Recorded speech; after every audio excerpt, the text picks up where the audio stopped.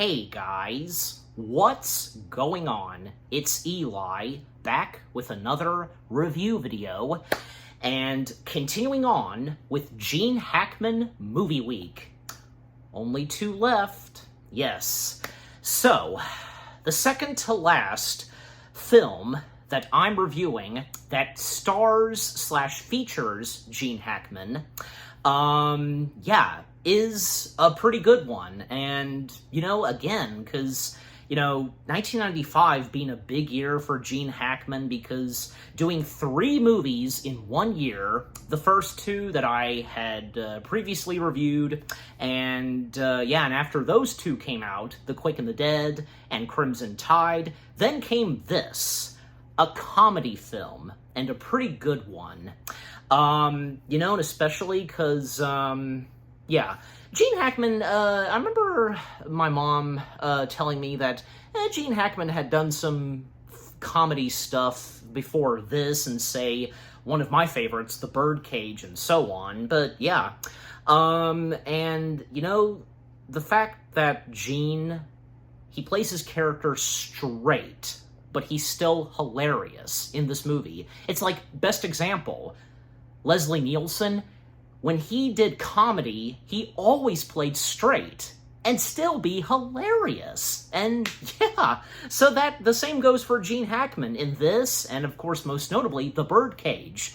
But yeah, this movie that Gene Hackman stars in, alongside with John Travolta, Rene Russo, Danny DeVito, and lots of other great talents, yeah, this was really good. And, well, not to mention, this being directed by good old Barry Sonnenfeld, and not to mention that this film celebrating its anniversary, yes. And if it was not obvious, because, yeah, after the first 2 films I reviewed, coming out that same year as this, was it not obvious that, yeah, then I would review this? But yeah. So that's right, from 1995, I am finally reviewing Get Shorty. Yes, Get Shorty. Again, a really good comedy film, one of Barry Sonnenfeld's finest films, especially since, this is after, say, Sonnenfeld directed the 2 Addams Family films, and before, right before, like, say, he would do Men in Black. So, yeah. Not to mention, this is actually based off of a novel by Elmore Leonard. I didn't quite realize that fully. But, yeah, just everything from beginning to end. What goes down in this comedy film where, this guy who's, works with a mob boss and such, in Miami, he gets involved in Hollywood producing, and throughout his journey and how he would come to really and appreciate the business of Hollywood filmmaking, producing, and stuff like that, and what he pitches to whom he would meet, where, this has to do with collecting fortune and money and such, yeah. But over time, how John Travolta's character evolves and what he finds himself into is just really good. Yeah. But, yeah. So for me, the first things I have to say about this movie, because, yeah, I completely forgot about this, because according to my mom, and one of the first times I watched this movie was with her, and I'm not saying I don't believe her, okay, but just, I swear, I can't remember, but, hey, it's one of those things, right? Even when we get older, sometimes there are certain things that we can't remember when someone brings up something. You know what I mean, just, yeah. Hey, it's natural, but yeah. But yeah. Well, and I have no doubt that the first time I watched this with my mom, and yeah, shout out to my mom, well, again, I have no doubt that I myself enjoyed this film, yeah.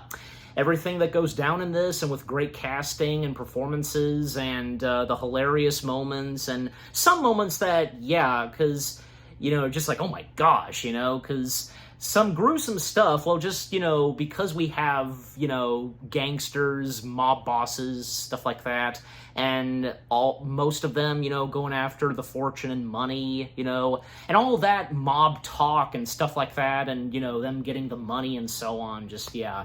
And rewatching this, and now that I'm reviewing it, yeah, I mean, it's still really good. It definitely is. And I don't know, because wouldn't this be considered one of Sonnenfeld's top masterpieces? Like, I don't know, like the Barry Sonnenfeld Mount Rushmore or something? I guess. Like, well, most notably for a Barry Sonnenfeld Mount Rushmore, it would be, I guess this would be in there somewhere, but especially, say, Men in Black and the Addams Family. Yeah, those are, Men in Black and the Addams Family, those are Sonnenfeld's crowning achievements. And say what you will, me, and that also goes for my parents, we love RV. What are you going to do about it? That's our opinion, and hey, maybe some of you also like RV. Feel free to let me know in the comments section. Don't be shy. But, yeah. And besides, like, Barry Sonnenfeld being so good at doing comedy films, and when it came to this, yeah, how lucky that this turned out pretty good. And, and fun fact, one of the first fun facts I'll mention is that Sonnenfeld didn't like this at first.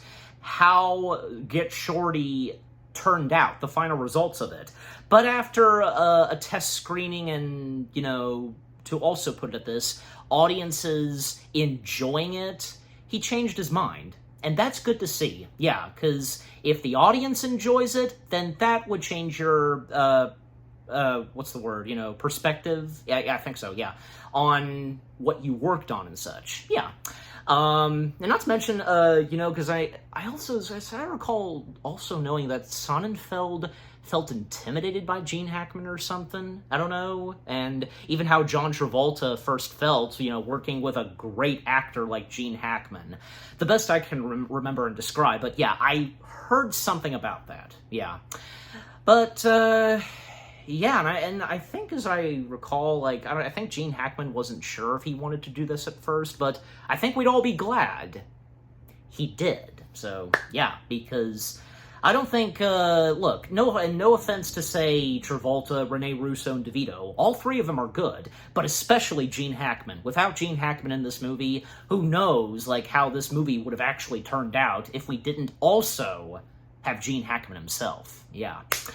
But yeah, just overall, Get Shorty, from beginning to end, it's definitely a comedy masterpiece, I would say. From Barry Sonnenfeld with a great cast and where the story goes, everything about it is really good, yeah. Okay, so, as always, for me, read the description / the story.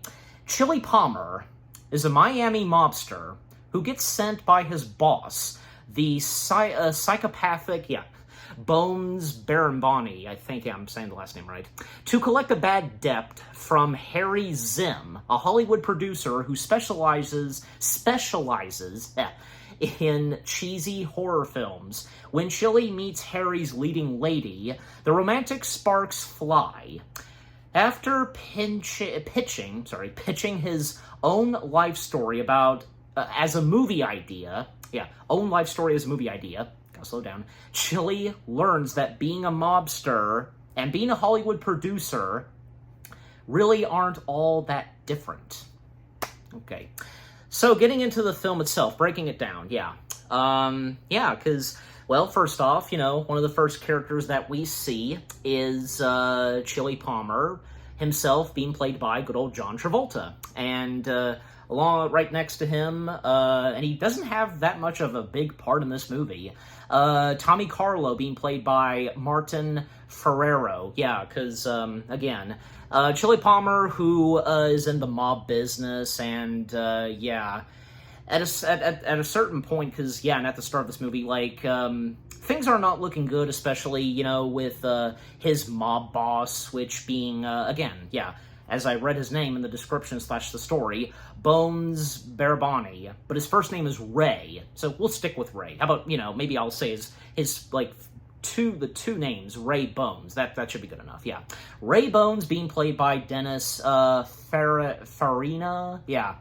And some of the other cast of characters, yeah, because, there's also another, like, mob boss and such, and, yeah, because I recognize him, and, he should be, whether if he was uncredited or not, I don't know, but...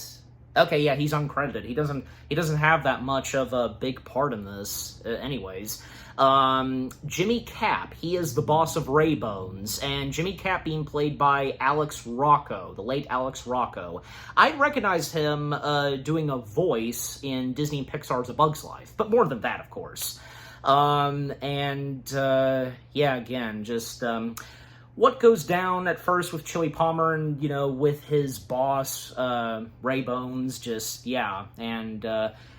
Ray Bones is shutting down something, and also there's a moment where, apparently Chili's coat was stolen by Ray Bones, but apparently those at the hotel where, he placed his, I think at the restaurant or something, whatever, where he hung up his coat, they explained to Chili that he borrowed it, but... maybe not likely, and Ray, he gets an unexpected visit by Chili where he punches Ray right in the nose, and breaking his nose, literally, and Ray at one point, he goes back to where Chili is hiding, and he was gonna kill him, but Chili, quick enough to whip out a gun of his own, and... not kill him, but just wound him by the forehead, and the next time we see Ray, he's all bandaged up and such, and he points this out to his boss, and even his boss, thinks it's ridiculous, going to war over a coat and so on. But, yeah, and as it proceeds, and, someone else who actually does get killed, and in links with Ray and Chili, and was planned to be assassinated. Momo being played by Ron Karabatosos, if I'm even pronouncing that right, I don't know. He was planned to be killed, but he ended up getting like a heart attack and such when he was surprised by a, group of people, I think for like his birthday or something, and he dies. And then the movie opens, the logo, the credits, and to speed things up because, Chili, again, he is sent, at one point, he is hired and sent by his boss to collect a bad debt. And also, this is also in link with another character who apparently faked his own death in a plane crash, and that being Leo DeVoe, if I'm even pronouncing the last name right. Again, you know me sometimes. Because, collecting some fortune from Leo, again, who faked his own death, and leaving behind Leo is his wife, Faye, being played by Linda Hart, and, so, thus, Chili has to collect some fortune and debt and money, some from Leo, but also, from this guy in Hollywood, who produces cheesy horror films, which being Harry Zim, because...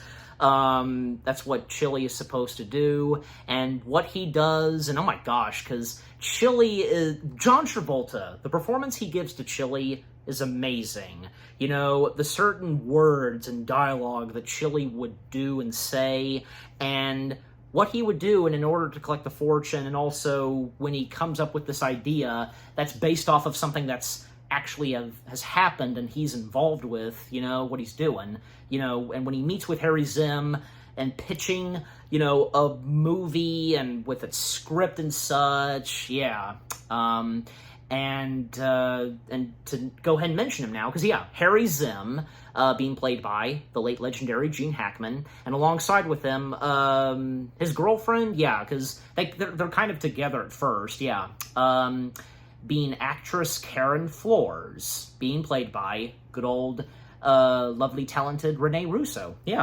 And you're gonna hear me say this a lot of times, and and as I have when I just now brought up John Travolta, from Gene Hackman, Renee Russo, they're fantastic at this, in this movie. And, and the first encounter that Chili and Harry have, because... technically, Chili broke in, but he explains and assures Harry that, like, the back door or something of their house was open and such. And it doesn't take that long for, Chili to have things settle down, and when Chili pitches an idea for a movie and its script to Harry, and sure enough, Harry likes this. But as for Karen, well, she doesn't like this at first, especially since someone broke in. And Chili, he's pitched this to Harry, but he also is pitching this to Karen. And we get, like, a vision of this where, we see Leo, because this is about Leo. Like, this movie is about a character who basically is based off of Leo, faking his death in a plane and such, and, that whole thing, being incorporated into the script. And again, all because, getting the money and fortune, and because of what Chili's boss, Ray Bones, is having him do. Eventually, because Harry, he did read the script and thought it was pretty good. But there's another movie that Harry has to also make, which he's basically, he's attached to, and he's stuck with doing this one movie with this other, mob boss and such. And basically Harry is, like, under their wing and such. He's stuck with them, and he belongs to them.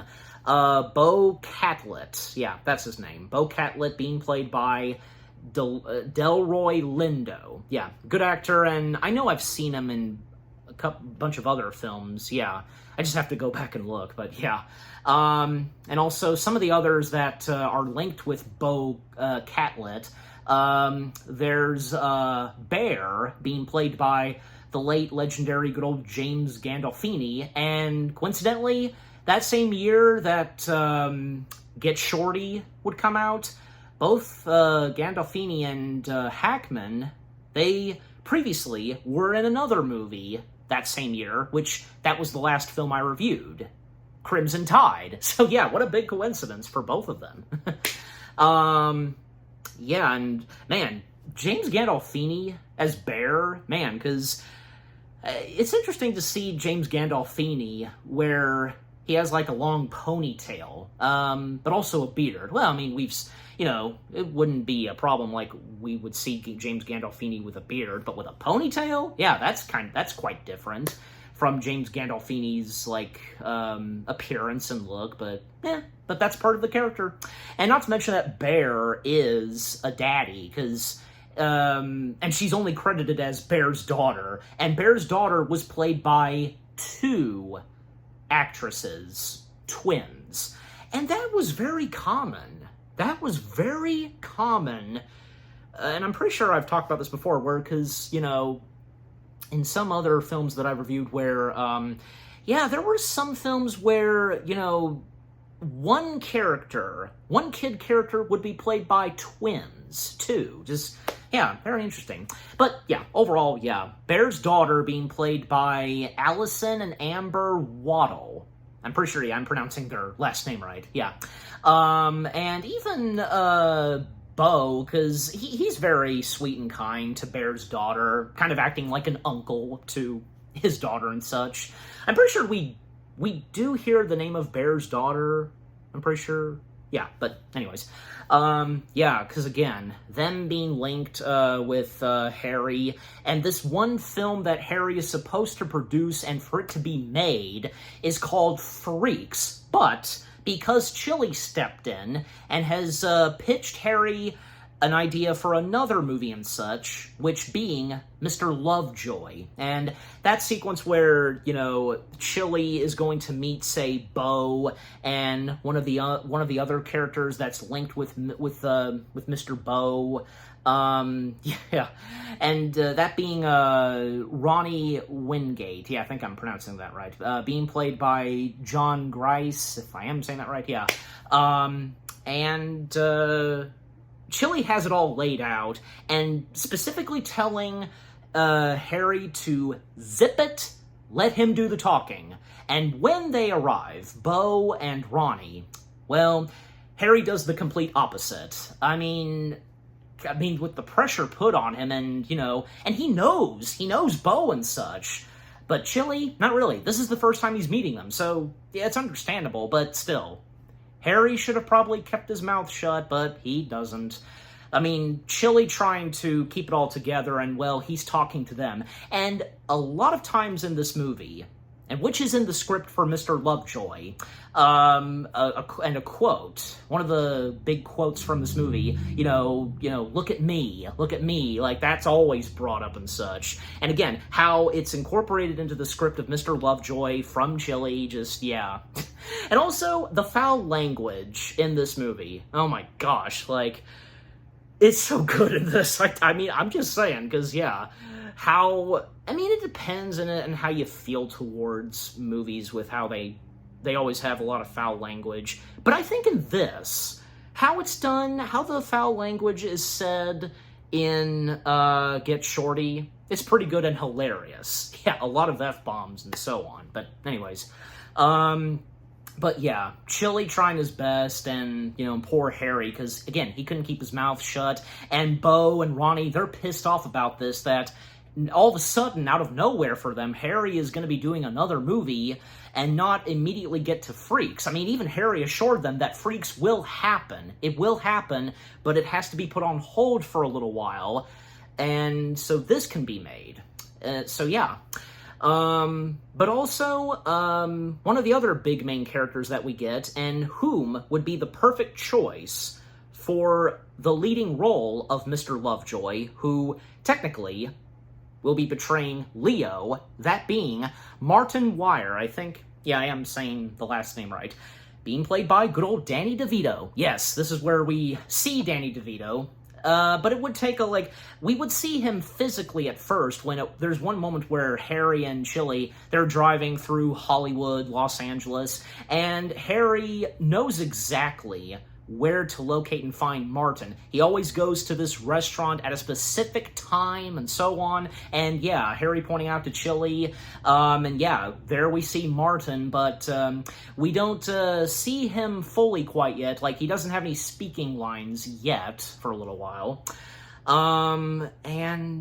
Yeah, so overall, it seems as though that Martin could be the perfect choice for the leading character for Mr. Lovejoy. Well, that is the titled character, but yeah. And also the encounter that Chili has at one point with Leo. It's pretty funny, especially Chili, he's trying to save Leo's skin, and he takes a little bit of fortune from Leo. Chili gives him the full details and such, and yeah, David Pioneer, if I didn't mention his name already, who plays Leo.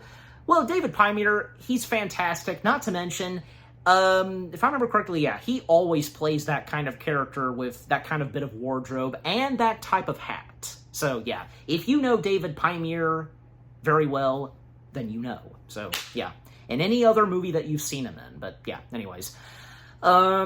Meanwhile, because, yeah, the more we get of, say, Ray Bones, and, because what he finds out later on about this, and even slowly but surely, how Harry and Karen, they find out, obviously they find out about this later, and it's amazing, how they take this, how they handle this, and with what Chili's doing.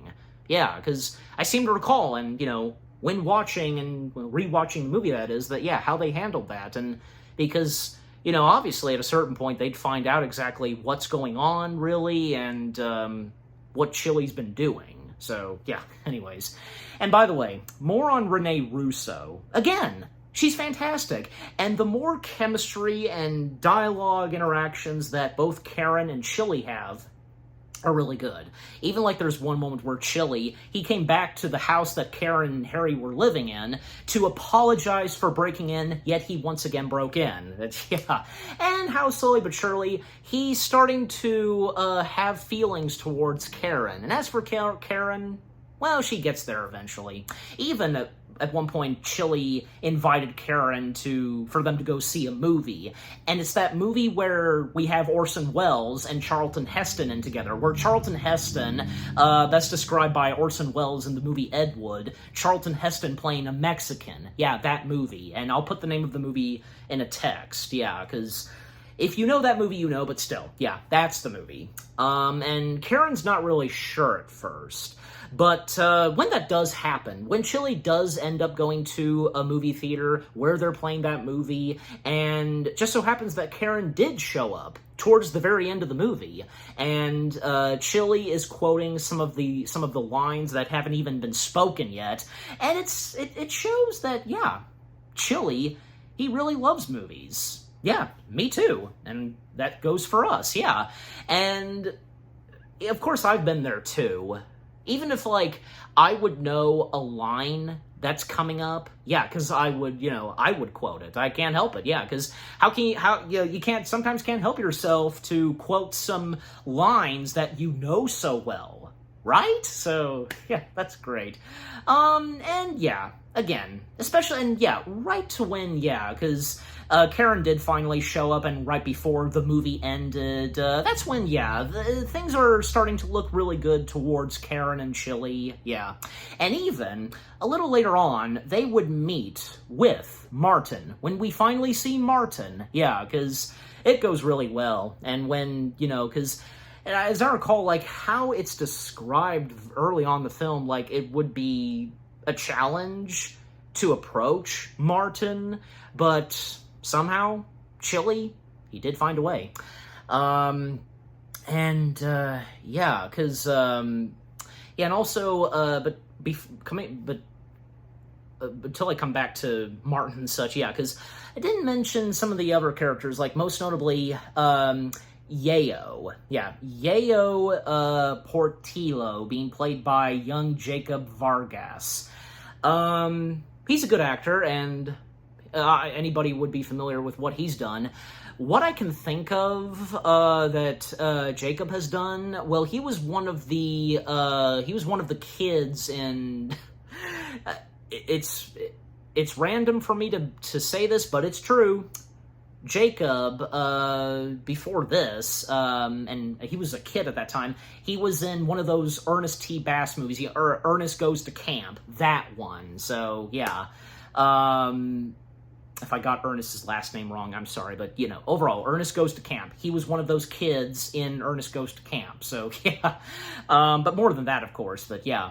And hey, Jacob in Get Shorty, he was good. Basically, Yayo, and actually I have this up right here, where basically Yayo was an eccentric young Columbine drug mule who was owned money by Wingate. Yeah, Wingate Motors. He met Bob Catlett at a Los Angeles airport to receive the money that he was owed, and despite the mule's protests, Bo sent Yayo to a locker where the money was supposedly located. Yeah. And there's a moment where, yeah, Yayo is, scared, the thought of being caught by the DEA. And later on, because Yayo complained to Bo's henchman, and that especially goes to the bear, and who became angry at the mule for swearing in front of his young daughter, yeah, which, yeah, that's the bear's daughter's name, Farah, yeah, and drove him to Bob's office, yeah. If I'm correct, yeah, that's the name of the bear's daughter, but yeah. Overall, just, yeah, unfortunately, Yayo, he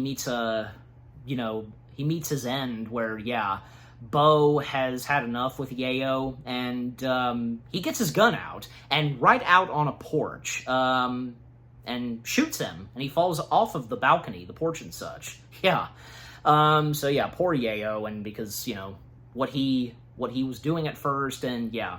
And the DEA, because some of those that we would see a little later on, yeah, 3 agents whom are at the airport, and yeah, because that's another thing, because a locker that has money, and the number 18, is on this key, and, well, the number of the locker, so yeah. Because, yeah, a moment where Chili is trying to get the money and such, like, yeah, and, yeah, and you just, how Chili does it, and, well, he did something. I mean, if I remember correctly, yeah, because he was doing something very sneakily, and however you say that, and what he was doing in the locker. Just, yeah, and there's one moment where he does get caught by 3 agents at the airport.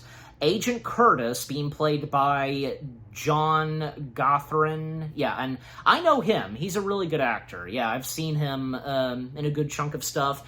And especially, I've seen him, and you can find it on YouTube. He was in that, I want to say, like, PC game or something of Star Trek, Battle Wolf 359. I'm not joking. Yeah, he just overall he was in something Star Trek, okay, but just in like in a video game. But more than that, because I completely forgotten almost that he did a voice in Rango. But not just that, he was also in Black Snake Moan, Yes Man, and Boys in the Hood. Yeah. Anyways, so yeah, he's one of the 3 agents, and the other 3 agents, Agent Curtis, also Agent Dunbar, being played by Jack Connolly, and Agent Morgan, being played by Bernard Hockey, if I'm saying the last name right. Again, you know me sometimes. But yeah, there's one moment where, Chili is caught by the agents. They ask him some questions, and even when they check him and such, his pockets and so on, ultimately, he's let go. Whew, good for Chili. And little did the agents know, but yeah. But eventually, who they would capture. Yeah. And by the way, because, coming back more to Ray Bones, because, and poor Harry, because what he gets himself involved in very later on, because the more talk he has with Bo Catlett, and even, like, at one point, he gets his butt whipped, even when, there's one moment where he actually calls up Ray Bones, and telling Ray Bones who he is and so on, just, yeah. And when, Ray Bones, he would show up in LA and he would meet face-to-face with Harry Zim and, the whole money talk and so on, and even when at one point, Ray whips Harry's butt and such, and yeah. But, even when at one point, one of Bo's men, which being, Ronnie, he shows up, and, he has no idea who Ray is, and, well, because they're all getting tangled up, because with the whole money thing and so on. And, unfortunately, Ronnie meets his demise when Ray shoots him, Ray Bones. And, Ray gives Harry specific instructions that, that to make it look like that Harry was defending himself, shooting Ronnie, and not to mention his name whatsoever. If he does so, then, well, Ray will come back and kill him. Just, yeah. But also, cannot forget to mention her, because she shows up a little earlier in this film. I guess like an old girlfriend or something of Harry's. I mean, she still quite has some feelings for Harry. That being Doris Sapron. I think, I'm saying that right. Being played by good old Bette Midler. Yeah, a.k.a. Winifred Sanderson, but more than just that. Yeah. Well, what can you say? Bette Midler, she's fantastic in anything she's in, and she does not disappoint in this one comedy film. Oh, that's another thing, because Bette Midler, she's good in anything that's comedy. And it shows in this, too. Her interactions, her and Gene Hackman's chemistries, their characters, are so good. And the money talk and such, and just everything that they each have, and just...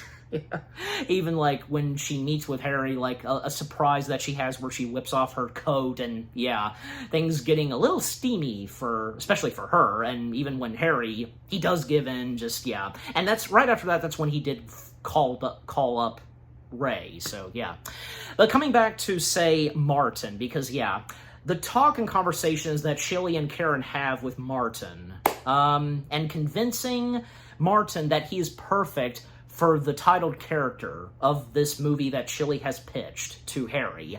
And, again, thinking he'd be perfect for the role, and having Martin, do certain, like, facial reactions and stuff like that to this and that, and, specific eye stare, and, look at me, and all that. And Chili and Karen, at one point, they're impressed, and Martin is starting to really do good at this. And, well, it seems as though that very later on, which happens, that, yeah, Martin does get the titled role. Well, and more on, say, Beau, because there was one moment where Beau, he actually, broke into Harry's office, and that's when, you know, Chili, encountered Beau, and, well, the talk that they have, and, it gets a bit out of hand and such, even when, you know, Beau then later meets with Harry, and pretending and lying to Harry because Chili approached him and such, and about the script and so on, just, yeah. And I'm pretty sure, yeah, because, yeah, it didn't take that long for Harry to know that, yeah, that wasn't the case, and with Beau. And also, more times that Chili would run into Beau and the others, like, yeah. And when, still, things seem to hit off pretty well for Chili and Karen, and they meet with Harry at the restaurant where he is at, but, you know, Beau and Bear met with him there, and, well, Chili, you know, coming face-to-face with Beau and Bear when they leave, and, well, we learn that Bear, he is a stuntman. And as I recall, like, he did 60 movies as a stuntman. And Chili, twice, a few times, he easily takes down Bear, just, you know, kicking him by the crotch, and even, like, having him tumble down the stairs and so on, just, yeah. Oh, it's really good.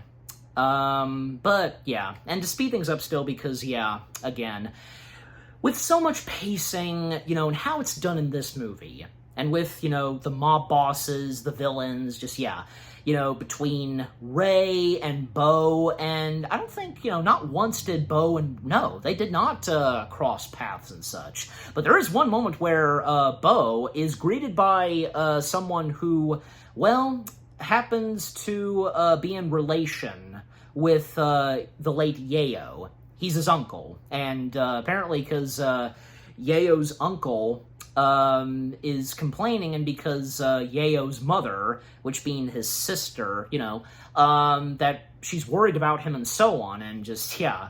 Thankfully, Beau managed to, you know, not get by Yayo's uncle, but, yeah, anyways.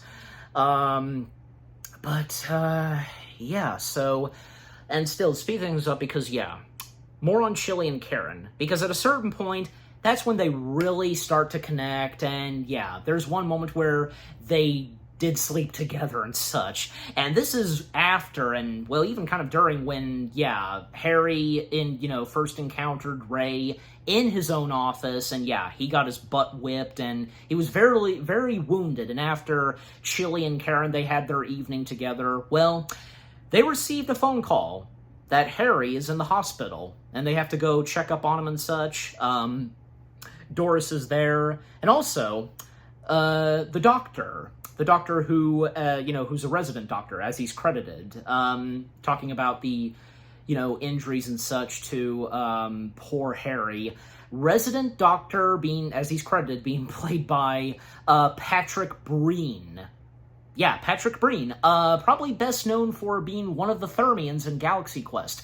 The one Thermian, who had looked up to Dr. Lazarus, and the only Thermian in Galaxy Quest, I'm pretty sure, well, yeah, the only, besides Saris, the only good character to get killed, yeah, and that very, heartbreaking moment, and very touching moment, I should say, where Alexander saying his famous line as Dr. Lazarus by Grabthar's, just, yeah, that's him.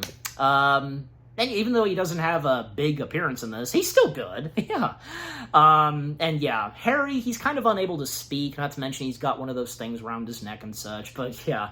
But a little later, he's actually able to get out of the hospital and actually have a meal and such with Chili, Karen, and meeting up with them, Martin. Yeah, Martin showing up, and poor Harry, because he's trying his best, and, well, he can only be able to drink liquid, so, yeah. And man, because the order that Martin places, and even for, say, Harry, quite good, yeah, so, yeah.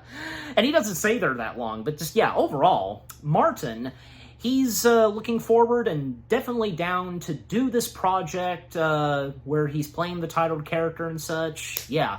Also, Karen. She wasn't interested in acting in this project that was first pitched by Chili. She is interested in producing. Yeah. Yeah, again, because good old Rene Russo so good at, playing Karen and how far and, further her character is developed and such. And again, the interactions and sure enough when, her and Chili become a thing. Just, yeah. And Chili as well, when, he, further on the movie, really starts to enjoy the whole thing of, producing and stuff like that, being in Hollywood, just, yeah, it's great. And to speed things up some more because, things get quite a bit intense, and because when Bo strikes, and even when, say, he confronts Chili, and, because Bo had broke into the house, this time, Chili living with Karen and such, and the TV was on, and that was the same thing that happened when Chili broke in. Because Chili turned on the TV and it was David Letterman, but it's a movie, I think, that has John Wayne or something. Yeah, that one.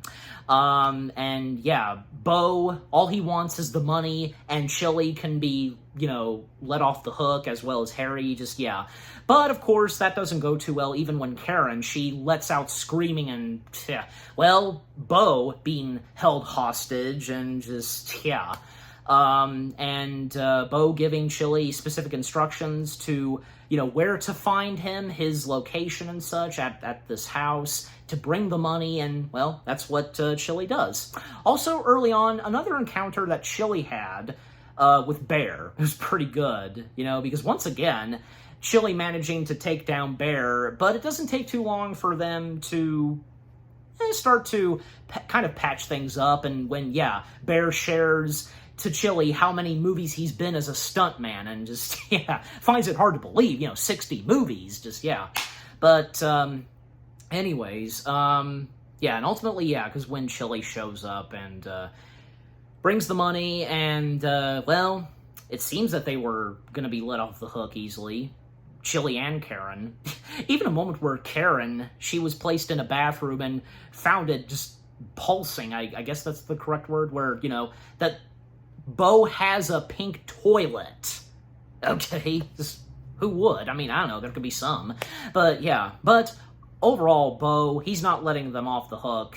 Should have seen it coming, because, knowing some mob boss characters in some movies, most of the time, you think that they would let the protagonists, be let off the hook that easily. Sometimes not. And that's this case for Bo. And, Chili, taking on Bo and Bear, and Bo having Chili be taken outside of the balcony, out back, and, be shot at. But, even Bo, I think, he was planning to kill both Chili and Bear, as I recall. But, what happens is Bo is pulled in, and, Bo, he falls to his death. Chili almost fell to his death, but Bear was holding on to him. Karen got a hold of the gun and was shooting at Bear, but she missed. But no, because surprisingly, Bear redeems himself, and now he's on their side. Not to mention, Bear was feeling, intimidated and such by Bo a few times, even especially when Bo was holding Bear's daughter in his hands, like having her sit on his lap. Just, that's understandable. Especially that's his little girl. Oh, yeah. Of course, Daddy's little girl would come first, then, say a mob boss. You know what I'm saying? Just, So it's great to see that, Bear had a change of heart, and he was redeemed, and he helped out Chili and Karen. Just, And, the handles and such, on the balcony, a few screws were loose, thanks to Bear, and which, because with that leading to Bo's fall to his death. So, that's the end of Bo. And after that, Chili has another thing to do, go into a hotel, and, he comes face to face with Ray, and, Ray, having him at gunpoint, and, well, finding the key to the number 18 locker at the airport where the money is and so on. And thankfully, Chili does not get killed by Ray, but ultimately what happens is when Ray makes his way to the airport, well, that's where the three agents, they're still there. They're still there, and they start to get suspicious on someone, which being Ray. He's making his way to the lockers, and sure enough, when he goes for the one specific locker, yeah, that's when he's caught. But how it's done, well, when Ray turns around, it's not Ray. It's Harvey Keitel, if I'm saying his last name right. But you know who it is, of course, a.k.a. Mr. Wolf from Pulp Fiction. But more than that, I also know him best from the National Treasure films. Yeah, great actor, great guy. He uncreditedly appears in this playing the part of Ray Bones. And yeah, this is where we see the movie being shot, and seeing Danny DeVito playing the character. Also, yeah, I didn't realize that Bette Midler was uncredited. Well, I'm sure as though that, yeah, by that point, everybody knew who Bette Midler is, and yeah. But anyways, the director for this movie, which, again, being Mr. Lovejoy, it's Penny Marshall. She's the director of Mr. Lovejoy. Yeah, the late, great Penny Marshall. Good director. She was a good director, and yeah, it's pretty funny that, you know, we see her uncredited as well, directing this movie. But yeah, it's great to see that all ends well, and the movie being shot, and yeah, once again, things have hit off pretty well for Chili and Karen. And now Chili seems as though that, yeah, his days, you know, being a part of a mob gang and, you know, working for a mob boss are over. Now he's into full-time Hollywood producing, and that's good to see. Yeah. And some other things to mention because some of the other characters, like, well, again, everyone else was great. And to name some of the other cast of characters such that I didn't mention, well, Mr. Escobar, if I'm saying that right, being played by Mijel Sandoval, if I'm saying that right, and there's also Dick Allen being played by Bobby Slayton. I already mentioned Momo, the agents, and Ray Barboni's bodyguard being played by Big Daddy Wayne. Big guy with Escobar being played by Jay Montalveo. Yeah, I'm pretty sure because, yeah, Mr. Yeah, but I know I already did so, because putting Yayo's uncle, the actor and the guy's and the character's name in a text, but yeah, you saw. Manager of Vesuvius, if I'm saying that right, being played by the late Vito Scotti. Yep, good actor too. And there's also waiter at Vesuvius being played. Yeah, that's the restaurant, and when, yeah, Chili, he got his coat stolen. The waiter being played by Reno Pisolo, if I'm saying that right. Ed the barber and Fred the barber. Ed being played by Alfred Dennis, and Fred being played by Ralph Manze, because Chili was hiding out back, you know, in a back door of the barber shop and such. That's where his office was. Kid at lockers, because there was a moment where Chili had this kid do something at a locker and he would pay him $10, you know, that whole thing. He was played by Zed Ferzella, I think I'm saying that right. Limo driver with sign being played by Harry Victor. Resident doctor, yeah, him. And, oh, how did I not recognize his face? Because, yeah, he pretty much cameos in all of the movies that he directs. Barry Sonnenfeld, he plays Doorman. Yeah. Screaming Woman, that's Donna W. Scott. Ivy Restaurant, Matre D, being played by Zach Pfeiffer, if I'm saying that right. Duke, Man at the Ivy, being played by Greg Goosen. Ivy Restaurant Waitress, being played by Stephanie Kemp. Las Vegas Waitress, being played by Rebecca Arthur. Bones Buddy, being played by Jeffrey Stephen. Yeah. And Bones Buddy 2, being played by Jeffrey Stephen. Bones Buddy 2, Ernest Chili Palmer. Gah. Anyways, and those that were uncredited, yeah, there's a lot. Well, I already mentioned Harvey and Penny, and Even Bette Midler, yeah, because I didn't realize that she was uncredited. But, yeah, and Alex Rocco also uncredited. And Pilot and Airport being played by Lenny Wilson. Mercedes Driver being played by Paul Winters. Yeah, and Buddy Lupton, David Groh, just, yeah, but anyways, yeah. But yeah, there's a lot, yeah, that got uncredited, but just, yeah. Overall, yeah, Get Shorty.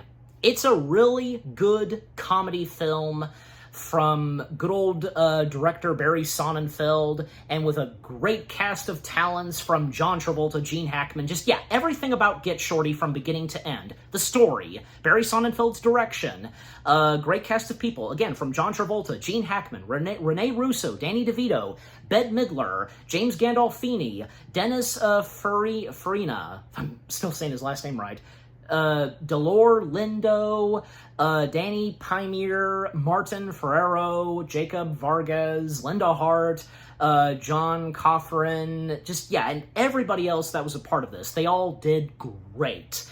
And the funny moments, and some a bit emotional moments, yeah, just a little, and, you know, the intenseful and unexpected moments, I mean, yeah, in some comedy films, and having something like that, especially since in this movie, we're dealing with, you know, mob bosses and so on, just, yeah.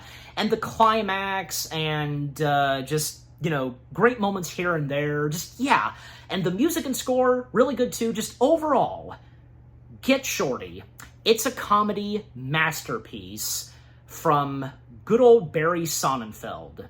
Yeah, just, it's great. It's fantastic. And I'm giving Get Shorty, well, what the heck, 10 out of 10 stars. Yes, 10 out of 10 stars for Get Shorty. And what about you guys? What did you think of Get Shorty itself? Is this one of your favorite films from Barry Sonnenfeld? And to have, you know, John Travolta, Gene Hackman, Rene Russo, Danny DeVito, what are some of your favorite moments? And this being one of your favorites, to have the late legendary Gene Hackman, just, yeah.